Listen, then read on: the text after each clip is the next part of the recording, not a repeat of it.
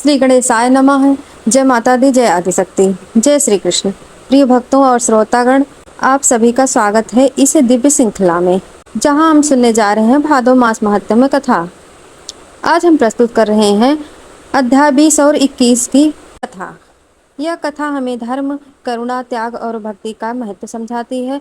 तो आइए श्रद्धा और भक्ति भाव के साथ सुनते हैं भादो मास महात्म्य कथा का यह अद्भुत प्रसंग। सतयुग से त्रेता और द्वापर तक भारतीय संस्कृति में माता पिता की सेवा को सदा धर्म बताया गया है। आज हम सुनेंगे उस आदर्श पुत्र की कथा जिसने पहले जीवन से संसार को सिखाया कि माँ बाप की सेवा से बढ़कर कोई तप नहीं, कोई यज्ञ नहीं और कोई धर्म नहीं। यह कथा है श्रवण कुमार की।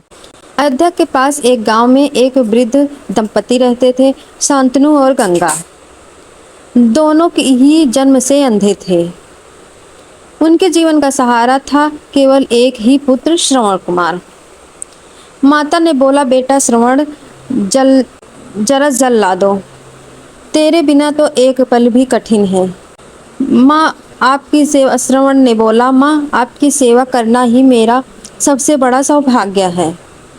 समय बीता। एक दिन वृद्ध माता पिता ने जीवन की अंतिम इच्छा अपने पुत्र से कही। पिता ने बोला, बेटा आज जीवन का अंतिम पड़ाव है। अब हमारी एक अभिलाषा है कि हम पवित्र तीर्थों का दर्शन करें। श्रवण हाथ जोड़कर बोला, पिताजी आपकी इच्छा ही मेरी पूजा है। मैं अपने कंधों पर बैठाकर सारे तीर्थ कराऊंगा। बस फिर क्या था, श्रवण कुमार ने एक बड़ी कांवड़ बनाई, उसमें टोकरियां बांधी और माता पिता को बड़े आदर से उसमें बैठाकर निकल पड़ा तीर्थ यात्रा पर।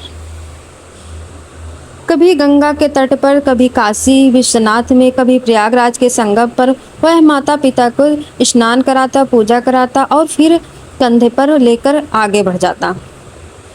लोग आश्चर्य थे, देखो ये है सच्चा पुत्र, इसके समान सेवा भाव वाला कौन होगा। लेकिन नियति तो कुछ और ही मंजूर था। एक दिन श्रवण नदी से जल भरने गया। उसी समय अयोध्या के राजा दशरथ भी शिकार खेलने आए थे। वे शब्द बाण चलाने में निपुण थे। जो ही श्रवण ने पात्र में जल भरा, पानी ही टप टप आवाज सुनकर राजा दशरथ ने समझा कि कोई हिरण जल पी रहा है और बिना देखे बाण चला दिया। श्रवण कहारते हुए बोला, हाय मेरे माता पिता प्यासे हैं, मैं उनके लिए जल लेने आया था। राजन आपसे बड़ी भूल हो गई। श्रवण कुमार वहीं तड़पते हुए प्राण त्याग दिए। लेकिन जाते जाते राजा से कहा, कृपया मेरे अंधे माता पिता को जल पहुंचा दीजिए।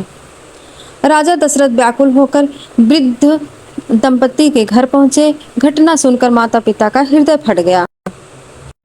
माता पिता विलाप करते हुए बोले, बेटा श्रवण, तूने जीवन भर हमारी सेवा की है, अब हम तेरे लिए कैसे जिएंगे तेरे बिन।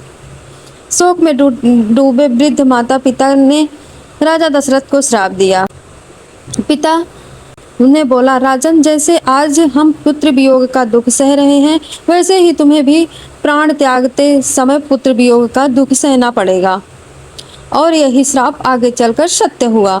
जब भगवान श्री राम को वनवास मिला और पुत्र वियोग से पीड़ित होकर राजा दशरथ ने प्राण त्याग दिए।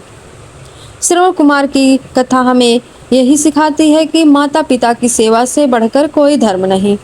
उनकी आज्ञा मानना ही सबसे बड़ा तप है और किसी को दुख पहुंचाना जीवन भर का पछतावा बन सकता है। तो आइए हम सब संकल्प लें कि अपने माता पिता की सेवा करेंगे, उनका आदर करेंगे और उनके आशीर्वाद से जीवन को सफल बनाएंगे। आइए अगली कथा की ओर बढ़ते हैं। दूसरी कथा ये रही। अगले प्रसंग में कथा का एक महर्षि की है जिनका नाम था ऋषि वेदांत। वे घोर तपस्या कर रहे थे, परंतु उनकी तपस्या को बार बार दुष्ट शक्तियां भंग करती थी।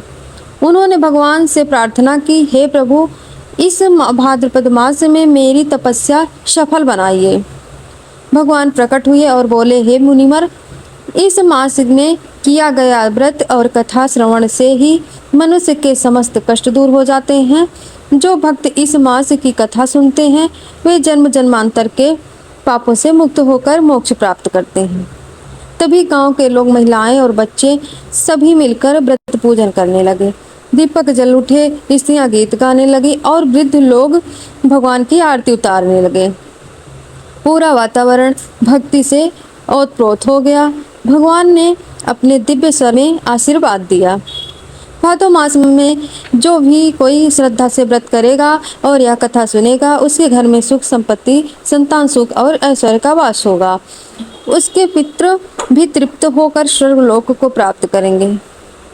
इन दोनों अध्यायों की कथा से हमें यही शिक्षा मिलती है कि माता पिता की सेवा करना सबसे बड़ा धर्म है। श्रवण कुमार जैसा आदर्श पुत्र ही सच्चा भक्त कहलाता है। तपस्या और व्रत तभी फलदायी होते हैं जब उनमें भक्ति और सेवा का भाव जुड़ा